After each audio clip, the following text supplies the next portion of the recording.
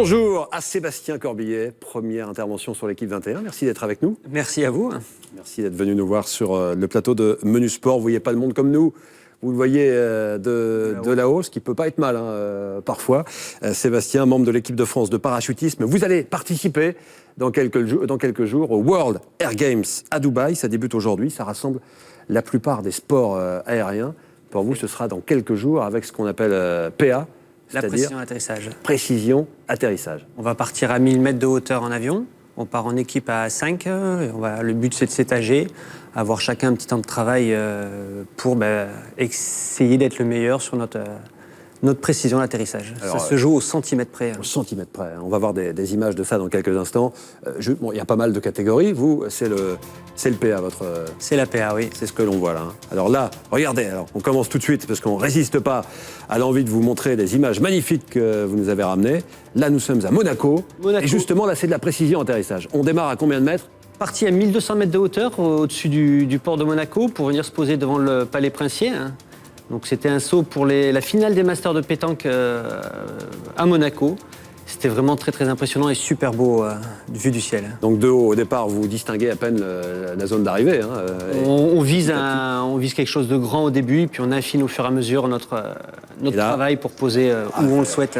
Et vous arrivez pile là où il fallait arriver. C'est, j'imagine, un travail qui prend énormément de temps de préparation, ça. On mise tout sur la chance. Non, je rigole. Sur la chance, ouais. Vous auriez pu tomber dans le jardin d'à côté. Non, on n'y croit pas du tout. Non, tout est travaillé, c'est un travail d'équipe.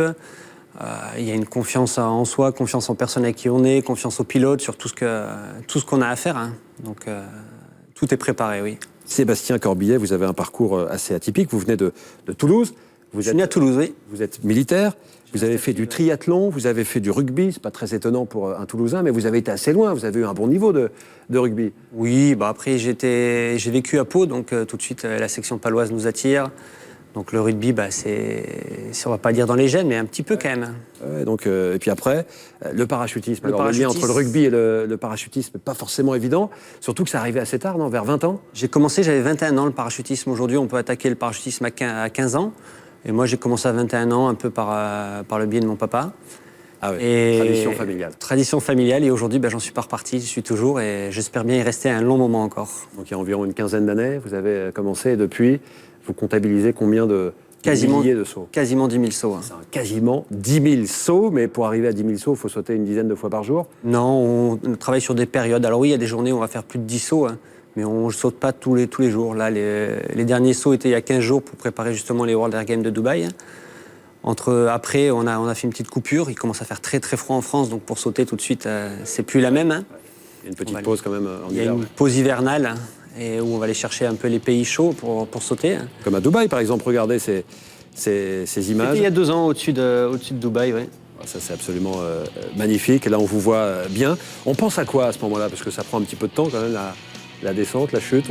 Moi, dans l'équipe, je pars 4e. Donc, c'est vrai que j'ai un petit peu le temps de voir tout ce qui se passe. On a le temps vraiment de profiter, de prendre énormément de plaisir quand on est en compétition, même Non. On est vraiment concentré, pas du début jusqu'à la fin. Il y a des points clés à respecter.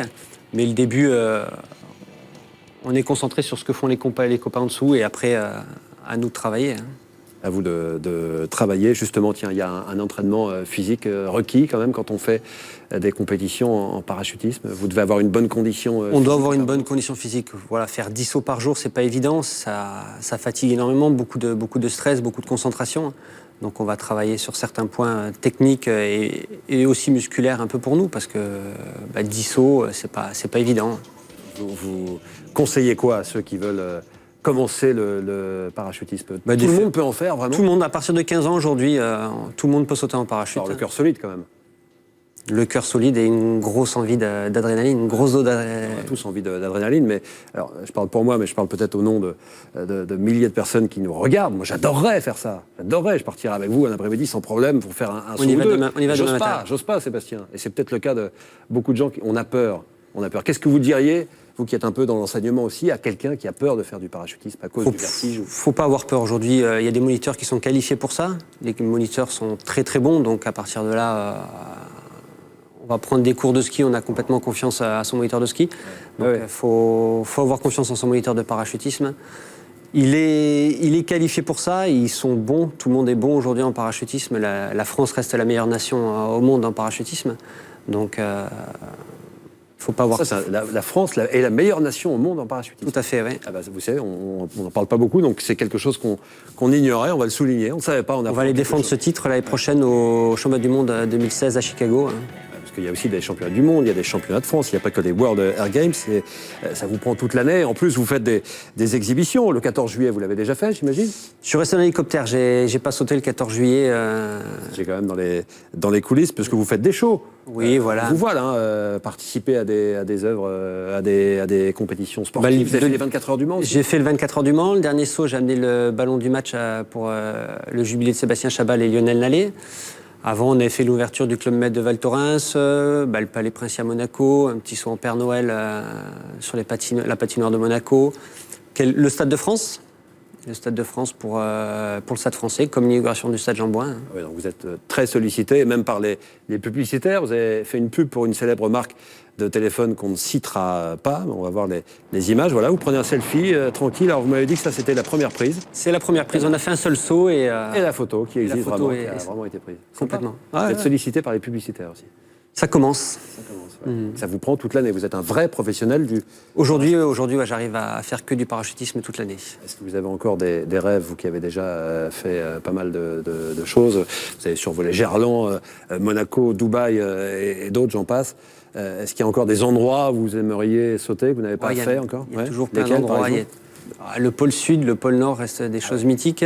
L'Everest, j'aimerais bien. Après, il y a plein d'endroits qui sont... Endroits où on n'a pas la même combinaison, j'imagine. Non, voilà, tout va changer. Il y a plein de lieux qui sont super attirants, vue du ciel, c'est vraiment totalement différent. On est tout seul là-haut de nuit, ça reste magique aussi, donc on profite comme on peut et on en prend plein les yeux. Et vous avez votre boîte aujourd'hui, si j'ai bien compris, vous enseignez le parachutisme? J'enseigne un peu le parachutisme, voilà, je fais un petit peu de tandem tout au long de l'année. Donc pour ceux qui ça intéresse, on peut vous contacter sur votre page Facebook? Sur la page Facebook, oui. Sébastien Corbillet, si vous voulez faire du parachutisme avec Sébastien. 10 000 sauts au compteur, c'est l'un des meilleurs Français, si ce n'est le meilleur Français. Il va participer au World Air Games à Dubaï. On vous souhaite bonne chance pour cette compétition. Beaucoup. Dans quelques jours à Dubaï, à très vite sur l'équipe 21 avec d'autres très belles images. On espère que ça vous a plu. Merci beaucoup Sébastien, à très vite. Merci. Menu sport avec à 13h30 la course Kazakh League avec Guillaume Okoves. Aujourd'hui, bonne journée.